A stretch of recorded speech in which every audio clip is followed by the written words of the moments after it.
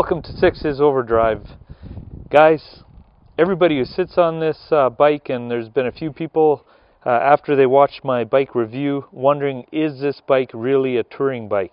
Well, we're going to get into that right after the music.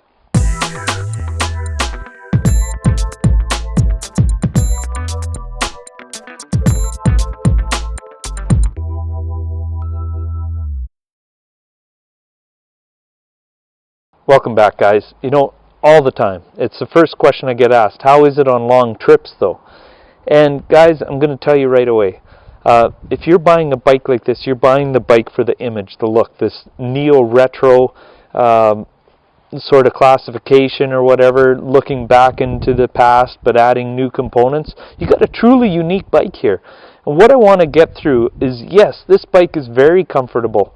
But I do not want you turning it into a touring bike. And I don't think you should. If you're buying this bike for the looks and performance, then keep it kind of like this.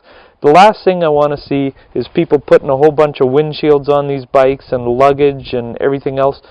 There's another bike for that. It's called an FJ09, and it's way better for touring. So let me get through what the negatives are on this if you're going to buy it as a touring, what people would have to mod to truly make it a good touring. Alright, first of all, the tank is too small. It's 14 liters, so you're only going to get at the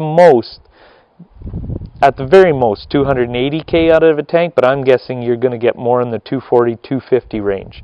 So that's great. The seat's super comfortable. You don't have to do anything about that, but really luggage is a little bit of an issue. Alright, I've got these Nelson rig bags that fit on my Ninja 1000 before, and they fit on just about any kind of bike, especially sport bikes, but I want you to take a look at this. When we put them on this bike, either I have to put this way up ahead of the seat to get it behind these signal lights, and look, there's nowhere to sit here. I've got to sit on this. Alright, if I put it back here, it's covering up the signal lights, and that's where it's sitting on the back seat finally, where I can strap it into the pegs. It's just not quite right. It's going to bend the signal lights. Alright, let's get rid of those. So luggage is one thing. The other thing, guys, is it doesn't have a windshield, and it shouldn't have a windshield. It's not designed like that.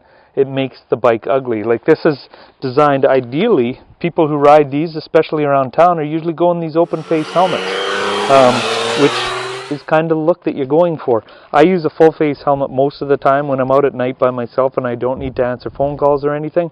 Then I go with my Shoei GT Air on the highway. I don't need a windshield. That's what I'm recommending you go with on this bike. So we got fuel range, luggage, and everything. What's the solution? So instead of putting on a bunch of ugly bags and stuff on this bike and making it look more like a touring bike, that really touring bikes are more function than form. This is more form than function. But here's what you can easily do, guys. You can attach luggage. I get these airtight sacks that you can just get at a Walmart. I buy mine at the Mountain Equipment Co-op, but they're waterproof. They're whatever, 15 bucks a bag or something like that. But you can get these 20-liter bags.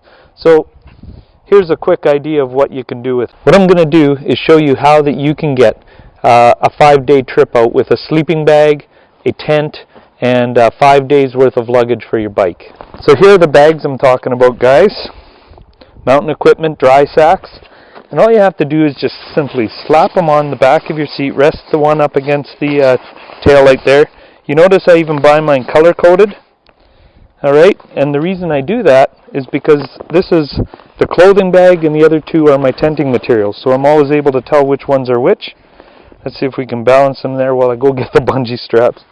So we're just going to fix these to the peg straps right here. And then we'll go crossways over the top.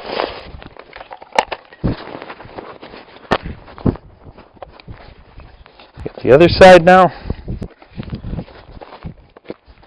I always get them on loose here a little bit, guys, and then after I do that, I just pull down on it and cinch up the strap, like so. Cinch up the strap on this side. Now we've got lots of room. You can go on a trip. The other thing that works really great for this bike is a backpack. But again, guys, do not go changing this into a FJ09. The bike is the coolest bike you can imagine. It's great. You can go on trips as long as you don't mind stopping every 250k for gas, which is more like 150k because you don't want to go under that 100K on your tank for empty in case you don't run into a gas station. But so that's it, guys. Keep the bikes cool. Remember what you bought the bike for in the first place. So if you want to know if this thing can tour, yes it can, with a little bit of stuff on here, but don't go modding it up, guys, because it's pretty good right out of the box. You just have to worry about not having a windshield and toughen it out a little bit, but that's why you bought this bike, because it's a tough guy image, right? Am I right? Anyway, guys, remember to share, like, comment, and subscribe. This is Sixes Overdrive, and I'm out of here.